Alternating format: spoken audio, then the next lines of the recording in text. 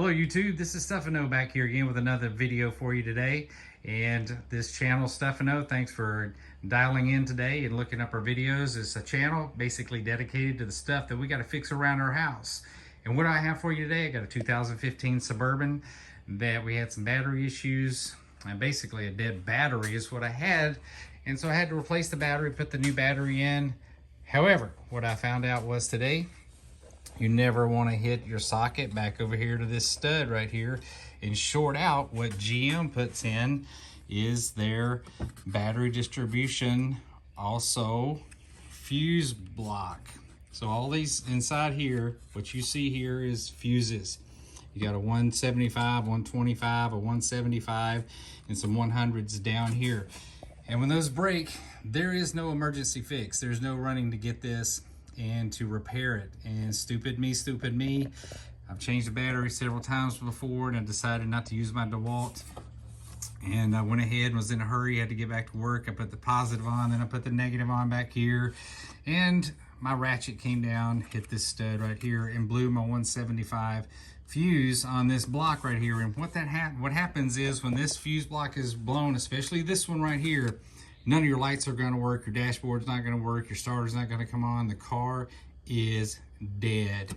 And so that's what I had. And so like I said, this is an emergency fix today until I can, pay a lot of money and get this new fuse block in, distribution panel, and get it installed. But I had to get it done today. So how did I fix this? How did I solve this fuse? So one thing that you can do, you can take your tester and test, take your basic circuit tester and you can check all this right here. This is the battery going straight. Let me get my light over here for you. So this obviously is not fused right across here. And you can take your tester and test for continuity. You can go across here and check for 12. And then when I checked from here over to the plate, I had nothing. So I knew that this fuse right here, this 175, had blown in there. So how did I fix this? How was there a stud right here? So what I had to do, I went to AutoZone and I purchased this little stud mount fuse right here, a 175 fuse.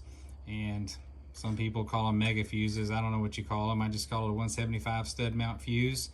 And then I went to my hardware store. I bought some fender washers that are placed down here that I have just to make a riser. So what I had to do, if you see this red mark right here, what I did, I put this little fuse on here on this stud while this nut was off. And this is a 13 millimeter nut on here. I think the threads on this are M8 1.25, something like that. And so I put it over here and I just swung it back and forth and I found where the hole was, or what the distance is, and I drilled a hole right down through the top of this. I started with the small drill bit and then I went to a next size drill bit and I went to the biggest next size up until this fit. I did have, because this is copper, this is plated copper, it's going to act funny on your drill, so just be careful drilling the hole till you come out to the back. And obviously I didn't disconnect everything, so I had this sitting up right here, and so I just put in a little backing thing on top of my battery. So as I had this raised up and my drill went through, it would hit something instead of my battery. And then I bought just a little Allen head stud bolt that was also fit the M8 metric. And then I bought an M8 nut that would go on, and I got the fender washers. I drilled the hole, I kind of wormed it out, make sure it was nice and clean for this stud to come through. In the back, there are some squares, there are some ribs here, some reinforcement ribs that keep it kind of steady, so you should be able to, find the right hole. But anyhow, or find the right spot, I'm sorry, not hole.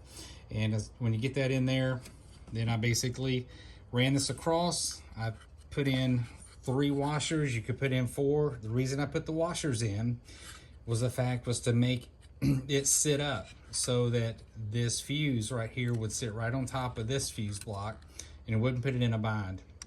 It's basically suspended right across, and there might be a little bit of pressure here, this pushing back down on this plate. It's not a ton, but that's why I probably could have put another washer in here and made it up a little bit higher. And then I just tightened it back down. It was that simple of it. Just I had, so what I did, this is a stud fuse again. Studs are already here. 1, 2, 3, 4, 5 is the 175. I had to create a stud on this other side.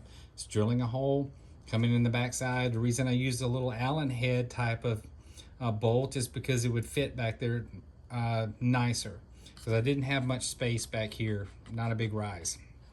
And I put that on there and tightened it down, and that fixed my issue. And so it is an emergency fix. I would say it is necessary to probably buy the appropriate distribution thing to go here, but we'll see how this goes. It's emergency fix for today to get the truck up and running so we can do what we got to do.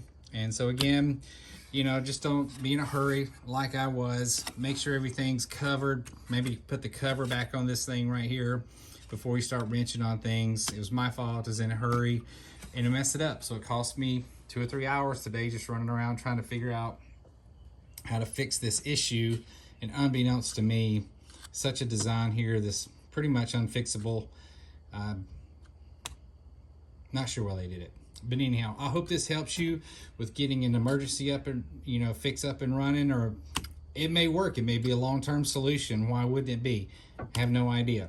And so make sure everything's tightened back down. Just check all these bolts, because if these nuts do come loose at any time, it can affect how the truck runs. So I have just seen other situations where one of these nuts is loose on one of these connections and you're just getting a bad battery connection, something's not working.